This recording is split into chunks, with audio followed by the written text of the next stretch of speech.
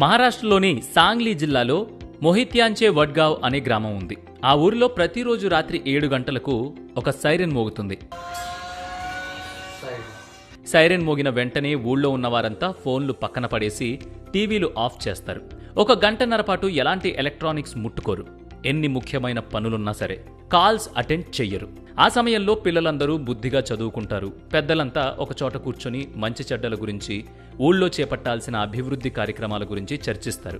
అయితే వాళ్లంతా ఇలా చేయడానికి బలమైన కారణమే ఉంది. కరోనా తర్వాత పాఠశాలలు తిరిగి ప్రారంభమైనప్పుడు పిల్లలందరూ సోమరులుగా తయారైనట్లు టీచర్లు గుర్తించారు. లాక్డౌన్ సమయంలో ఫోన్లకు ఎక్కువగా అలవాటు పడిపోవడమే అందుకు కారణమని గ్రామ సర్పంచ్కు చెప్పారు. అప్పుడు ఆ గ్రామ సర్పంచ్ డిజిటల్ డీటాక్స్ని అమలు చేయడం ప్రారంభించాడు. గంటల తరబడి ఫోన్లు చూడడం వల్ల చాలామంది శారీరకంగా, మానసికంగా ఇబ్బందులకు గురవుతున్నారు. కాబట్టి ఫోన్లు లేదా ఇతర డిజిటల్ వస్తువులను ఉపయోగించకుండా దూరంగా ఉండటాన్నే డిజిటల్ డీటాక్స్ అంటారు. ఈ డిజిటల్ డీటాక్స్ వల్ల సెన్స్ ఆఫ్ సెల్ఫ్ అవేర్నెస్ పెరుగుతుంది. సోషల్ ఇంటరాక్షన్స్ పెరుగుతాయి. ఒత్తిడి, ఆందోళనకు గురికాకుండా చక్కగా నిద్రపోయే అవకాశం ఉంటుంది.